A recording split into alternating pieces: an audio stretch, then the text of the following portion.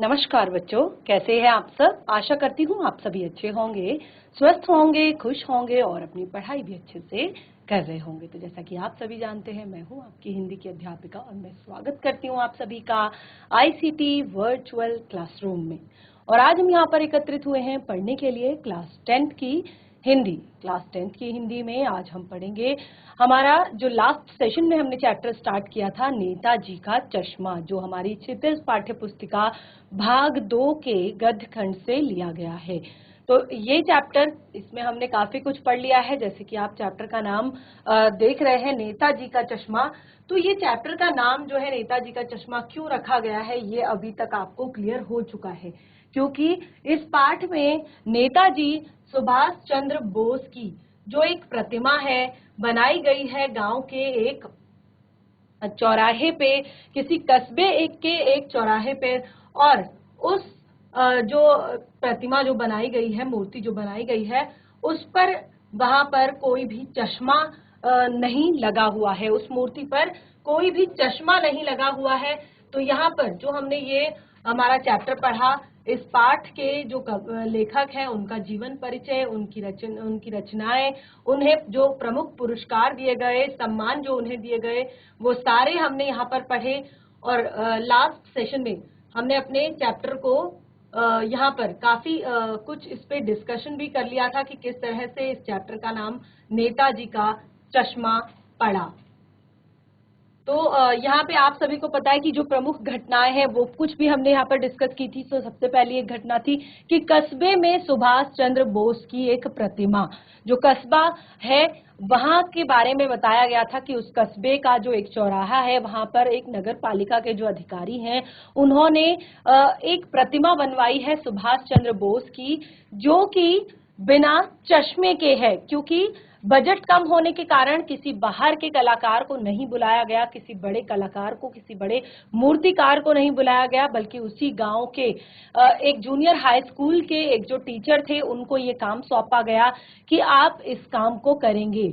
तो बाद में जब जो यहाँ पर हवलदार साहब जब बार बार उस मूर्ति को देख रहे थे, वो अपने काम से उस रास्ते से गुजरते थे, तो उन्होंने क्या देखा वहां पर, उन्होंने देखा कि हर बार जब भी वो आते हैं तो चश्मा जो है हर बार चेंज होता है। जैसे कि मैंने आपको बताया, कभी काले फ्रेम का चश्मा, कभी लाल फ्रेम का चश्मा, कभी गोल तार वाले फ्रेम का चश्मा, अलग अलग तरह का चश्मा उनकी आंखों पर लगा हुआ होता है। और ये रहस्य जो हवलदार साहब हैं वो जानना चाहते हैं। जब उन्होंने उनके अंदर की जो एक बहुत ज्यादा उनके अंदर उत्साहित वो हो गए, बहुत ज्यादा एक्साइटेड हो गए कि आखिर ये कौन है, ये आखिर करता कौन है ये सारी चीजें।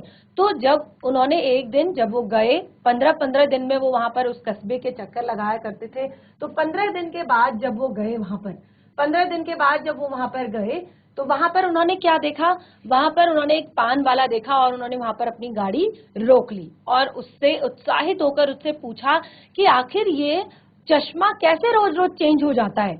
तो उसने बताया कि ये चश्मा चेंज करने वाला है कैप्टन चश्मे वाला। ये चश्मा कौन चेंज करता है? कैप्टन चश्मे वाला। तो अब उनके अंदर और ज्यादा उत्साह भर गया कि जरूर ये कोई या तो जो सुभाष चंद्र बोस जी के साथ जो उनके आंदोलन में उनके साथ रहे हुए कोई व्यक्ति होंगे, वहां से रिटायर्ड कोई व्यक्ति होंगे, या फिर कोई देशभक्त होगा, या फिर कोई फौजी होगा। तो उनके मन में बहुत तरह के सवाल आ गए और उन्होंने पूछा कि क्या कैप्टन फौजी है या कोई देश से सेवा में, कोई देश सेवा में जो व्यक्ति काम करते हैं वो है। तो उसने बोला नहीं, कि वो लंगड़ा क्या सैनिक बनेगा साहब, यानी कि वो एक लंगड़ा व्यक्ति है। ये कब पता चला, क्या हुआ कि जब अधिकारी साहब ने, जो हवलदार साहब थे, उन्होंने जब वहां पर जाकर उन्होंने सोचा कि आज तो मैं पता लगा के ही रहूंगा कि ये व्यक्ति कौन है, ये व्यक्ति कौन है जो रोज रोज इस तरह के काम करता है, यानी कि अपनी तरीके से वो देश के प्रति अपना जो कर्तव्य है उसको निभाता है। देश के जो महापुरुष हैं, देश के जो स्वतंत्रता सेनानी हैं, उनके लिए जो अपनी तरफ से जो कुछ भी बनता है, जैसे कि इस पूरे चैप्टर का संदेश क्या है, इस पाठ का संदेश क्या है, इस पाठ का संदेश है कि भूभाग से देश नहीं बनता, किसी भी भूभाग से देश नहीं बनता। देश किससे बनता है? देश बनता है उसके नागरिकों से, वहां की नदियों से, वहां के पहाड़ों से, वहां की वनस्पतियों से, वहां के वनों से, वहां के पेड़ पौधों से। एक कैप्टन चश्मे वाला जो है एक आम व्यक्ति है और फिर भी उसने अपनी देश के निर्माण में अपने ढंग से योगदान दिया, अपने तरीके से योगदान दिया, क्योंकि उसको अपने देश के जो स्वतंत्रता सेनानी हैं, अपने देश के जो महापुरुष हैं, सुभाष चंद्र बोस जी की प्रतिमा बिना चश्मे के पसंद नहीं आई। वो उसको इस तरह से बिना चश्मे की जो मूर्ति है लगाना उनका अपमान महसूस हुआ। तो वो रोज क्या करता था? वो रोज एक नया चश्मा उस पर चढ़ा देता था। और क्योंकि उसके पास चश्मे बहुत ज्यादा नहीं थे कि वो एक परमानेंट चश्मा उन्हीं को पहना दे या उन्हीं को परमानेंटली एक चश्मा दे दे, तो जब भी वो उस चौराहे पर अपनी छोटी सी दुकान लगाता था, छोटी सी दुकान चलाता था, केवल एक जो संदूकची होती है उसमें वो चश्मे लेकर आता था और एक लकड़ी का जो बोर्ड होता है उस पर वो चश्मे लगाकर बेचता था। तो बहुत ज्यादा क्वांटिटी उसके पास चश्मों की नहीं थी। तो जब भी कोई मूर्ति पर रोज अलग तरह के चश्मे देखकर, रोज अलग तरह के चश्मे देखकर जब कैप्टन के बारे में हवालदार साहब को पता चला, तो हवालदार साहब सोचने लगे कि ये जो काम है ये कैप्टन चश्मे वाला करता है। और क्योंकि हवलदार साहब को अब बिल्कुल भी समझते देर नहीं लगी कि बिना चश्मे वाली मूर्ति कैप्टन को खराब लगती है, इसीलिए वह अपने उपलब्ध फ्रेम में से, उपलब्ध फ्रेम मतलब जो अभी उसके पास अवेलेबल है उसमें से एक जाकर वो सुभाष चंद्र बोस जी की तस्वीर पर लगा देता है, उनकी मूर्ति पर लगा देता है। और अगर कोई ग्राहक उसके पास आता है और वो बिल्कुल सेम फ्रेम वाला चश्मा मांगता है, वो कहता है मुझे बिल्कुल इसी फ्रेम का चश्मा चाहिए, तो वो क्या करता है? उनकी आंखों से वो चश्मा निकाल कर उसे दे देता है और उनकी आंखों पर एक नया चश्मा वो चढ़ा देता है। क्योंकि यहाँ पर जो मूर्ति बनाने वाला जो मास्टर था वो चश्मा बनाना भूल गया था। तो इस तरह से जब यहाँ पर आगे जब हम अपने चैप्टर में बढ़े थे तो आगे हमने क्या यहाँ पर देखा था? हमने देखा था कि कैसे जो हवालदार साहब ने पान वाले से जानना चाहा कि क्या चश्मे वाला कोई नेताजी का साथी था या उनकी आजाद हिंद फौज का कोई भूतपूर्व सिपाही। यानी कि जब तक वो उससे मिले नहीं थे तो उनके सवाल ही खत्म नहीं हो रहे थे। वो कह रहे थे कि क्या ये जो कैप्टन चश्मे वाला है ये नेताजी का साथी है या आजाद हिंद फौज का कोई सिपाही। तो फिर पान वाले ने कहा कि वो लंगड़ा क्या फौज में जाएगा साहब, पागल है पागल, इसीलिए ऐसा करता है। अब हवालदार साहब को एक देशभक्त का मजाक उड़ाते देखना बिल्कुल भी अच्छा नहीं लगा, क्योंकि कैप्टन को देखकर उन्हें आश्चर्य हुआ जब उसी समय आज उनकी मुलाकात हो चुकी थी उस कैप्टन चश्मे वाले से। तो जब उन्होंने देखा उसको आते हुए, उन्होंने देखा, वो उसने कहा वो देखो साहब आ गया कैप्टन चश्मे वाला। तो जब उन्होंने देखा, हवालदार साहब ने, उन्होंने देखा कि वो एक बूढ़ा मरियल सा लंगड़ा आदमी था, लंगड़ा कर वो चलता था, बूढ़ा सा था, मरियल सा था और जिसके सर पर गांधी टोपी पहनी हुई थी, आंखों में चश्मा था, उसके हाथ में एक संदूकची थी और दूसरे हाथ में बांस में टंगे हुए ढेरों चश्मे थे, जैसे कि आप यहाँ पर देख सकते हैं चित्र में। ठीक है, तो उसका वास्तविक नाम, आप हवालदार साहब उसका वास्तविक नाम जानना चाहते थे, उसका रियल नेम जानना चाहते थे, परंतु पान वाले ने इससे ज्यादा बताने से मना कर दिया। उसने बोला कि अब बहुत हो गई आपकी कचकच, मैं अब इससे ज्यादा नहीं बता सकता, क्योंकि वो पहले से ही मुंह में ढेर सारा, आपने चैप्टर पढ़ा होगा लास्ट सेशन में, जैसे कि मैंने आपको होमवर्क दिया था कि आप उसको रिवाइज करें, घर पर एक बार पढ़ें, जो कुछ भी यहाँ पर छूट जाता है उसको आप घर पर एक बार रिवाइज कर सकते हैं। तो आपने पढ़ा होगा कि उसमें किस तरह का एक तरह से चश्मे वाले का जो चित्र है वो खींचा गया है, रेखा चित्र, कि वो एक मोटा सा व्यक्ति है और उसका बहुत बड़ा पेट है, उसके मुंह में पान ठूसा हुआ है और जब वो हंसता है तो उसकी जो तोंद है वो इस तरह से हिलती है। तो ये सारी चीजें उसने बताई हवलदार साहब को, लेकिन अब वो कहता है कि मैं आगे आपको कुछ नहीं बताऊंगा। जब 2 साल के भीतर अब हवलदार साहब को क्लियर हो चुका था कि अब हवलदार साहब को ये क्लियर हो चुका था कि ये काम जो है कैप्टन चश्मे वाला करता है। तो उन्होंने 2 साल तक वो सारी चीजें देखी, लगातार देखी। जब कई चश्मे चेंज होते रहे, जब तक 2 साल तक हवलदार साहब उस रास्ते से गुजरते थे। एक बार अचानक जब हवलदार साहब उस रास्ते से गुजर रहे थे तो उन्होंने देखा अचानक कि मूर्ति पर कोई भी चश्मा नहीं था। उन्होंने देखा मूर्ति पर कोई चश्मा नहीं था। देखिए, अब वो समझ चुके थे, वो बात वहीं खत्म हो चुकी थी। वो समझ चुके थे कि कैप्टन चश्मे वाले के अंदर कितनी देशभक्ति है, किस तरह वो अपने देश के प्रति जो कर्तव्य है उनको निभा रहा है, अपने तरीके से देश निर्माण में सहायता प्रदान कर रहा है। तो वो चीज वहीं पे खत्म हो गई। वो उसे देखते रहे, लगातार 2 सालों तक देखते रहे कि कंटिन्यूअसली ये चीज हो रही थी। जब भी वो वहां पर जाते थे एक नए फ्रेम का चश्मा वहां पर उन्हें हमेशा लगा हुआ मिलता था। लेकिन एक बार ऐसा हुआ कि जब हवलदार साहब कस्बे से गुजर रहे थे तो उन्होंने देखा कि मूर्ति पर आज चश्मा ही नहीं था। तो वो बहुत ज्यादा उत्सुक हो गए ये जानने के लिए कि ऐसा कैसे हो सकता है कि मूर्ति बिना चश्मे के हो, वो भी कैप्टन चश्मे वाले के होते होते। तो जब वो उतरा, वो फिर से उस पान वाले के पास, जब वो अपनी गाड़ी से उतरे और फिर से उस पान वाले के पास पहुंचे, तो पान वाले के पास पहुंचकर जो बात उन्हें पता चली उससे उन्हें बहुत दुख हुआ, क्योंकि उन्हें पता चला कि अब जो कैप्टन है वो मर चुका है, यानी कि चश्मे वाले की मृत्यु हो चुकी है। चश्मे वाले की मृत्यु हो चुकी है तो अब शायद ही इतना किसी के पास समय है, इतना किसी के पास टाइम है कि वो आकर वहां पर, यानी कि जो सुभाष चंद्र बोस जी की जो मूर्ति है उस पर चश्मा लगा सके और उसको बिल्कुल पहले की तरह बना सके। लेकिन अब जो वहां पर जो हवलदार साहब थे उन्होंने निश्चय कर लिया कि आज के बाद 15 दिन बाद जब वो फिर से उस कस्बे में आए, फिर से उस रास्ते से गुजरे, तो उन्होंने पहले ही निश्चय कर लिया था, पहले ही सोच लिया था कि अब वो यहाँ पर नहीं रुकेंगे, ना ही पान खाएंगे, ना ही यहाँ पर रुकेंगे और ना ही मूर्ति की तरफ देखेंगे। बिल्कुल उन्होंने ये चीज निश्चय कर ली थी कि अब वो वहां पर रुकेंगे नहीं, अब वो वहां पर पान भी नहीं खाएंगे, वो मूर्ति की तरफ भी नहीं देखेंगे। लेकिन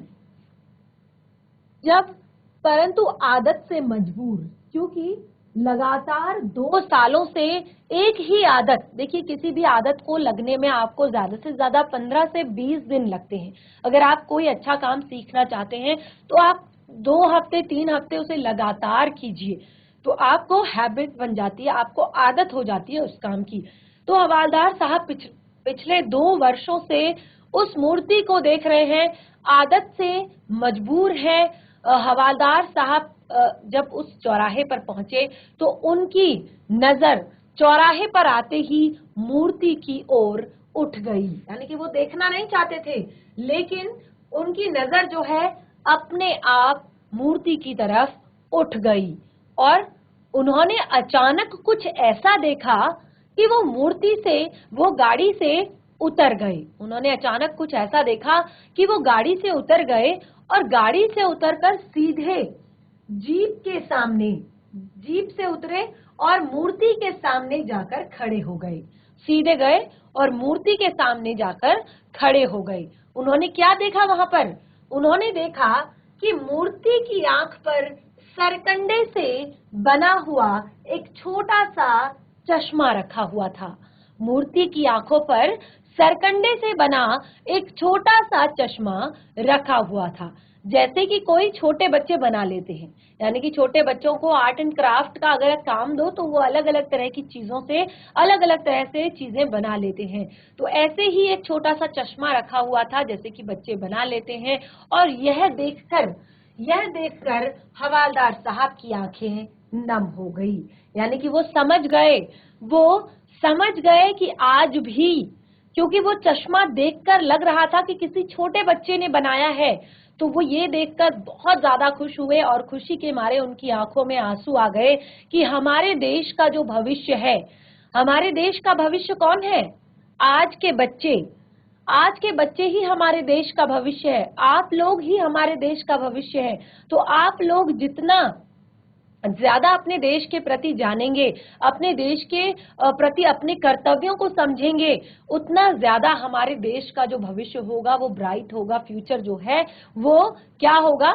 ब्राइट होगा। तो ये देखकर हवलदार साहब की आंखों में आंसू आ गए और उन्हें लगा कि आज भी हमारे देश का जो भविष्य है वो उज्जवल है। उन्होंने एक ही पंक्ति कही कि हमारे देश का भविष्य जो है वो उज्जवल है। यानी कि हमारे देश के बच्चे जानते हैं, हमारे देश के बच्चे अपने कर्तव्यों को समझते हैं, अपने महापुरुषों के बारे में जानते हैं, अपने महापुरुषों के बलिदान को जानते हैं, अपने देश के स्वतंत्रता सेनानियों के कष्टों को जानते हैं। तो हमारे देश का जो फ्यूचर है वो ब्राइट है, वो अच्छा है, वो सुंदर है। तो इस तरह से हमारा चैप्टर कंप्लीट होता है। पाठ बिल्कुल कंप्लीट यहाँ पर हमारा हो चुका है। आप पाठ को अपनी पाठ्य पुस्तिका से पढ़ेंगे तब भी आपको बहुत ज्यादा आनंद आने वाला है, बहुत ही ज्यादा इंटरेस्ट आने वाला है। तो चैप्टर जिस तरह से कंप्लीट हुआ, तो यहाँ पर कुछ महत्वपूर्ण जो शब्द, यानी कि जो कुछ कठिन शब्द इस पाठ में आए हैं वो आप एक बार समझ लीजिए, वो आप फटाफट एक बार देख लीजिए। सबसे पहले शब्द आया है कस्बा। सबसे पहले एक शब्द आया है कस्बा। तो कस्बा किसको कहते हैं? छोटा सा शहर। कस्बा यानी कि छोटा सा शहर। लागत, लागत यानी कि खर्च। उहापोह, उहापोह यानी कि ऐसी स्थिति कि क्या करें या क्या ना करें। ठीक है, ऐसी स्थिति जिसमें हम कंफ्यूज हो जाते हैं कि क्या करें और क्या ना करें। शासना विधि, शासना विधि यानी कि शासन की अवधि। कमसीन, कमसीन यानी कि कम उम्र का।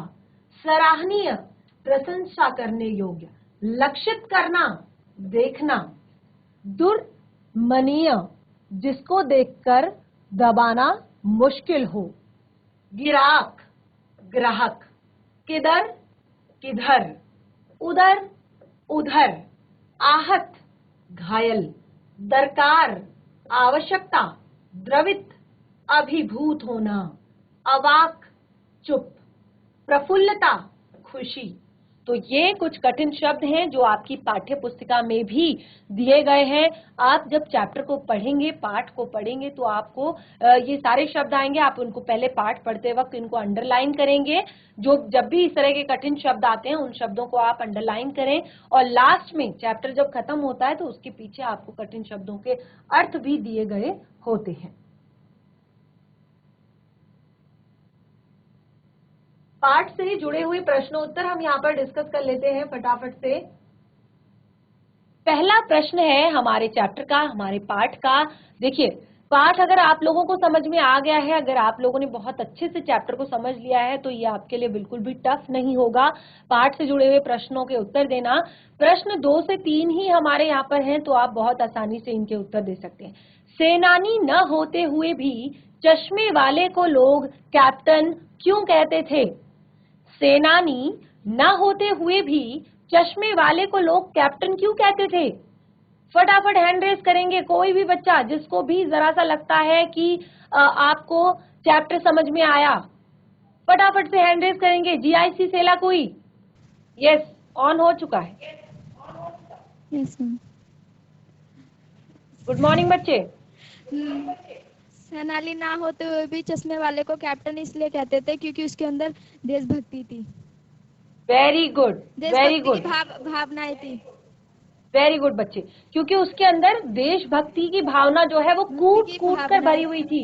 यस, वो बिल्कुल भी अपने जो नेताजी हैं उनको बिना चश्मे के देख नहीं पाता था, क्योंकि उनके प्रति उसका जो सम्मान था वो बहुत ही ज्यादा था, उनकी जो अगाध श्रद्धा थी उनके प्रति।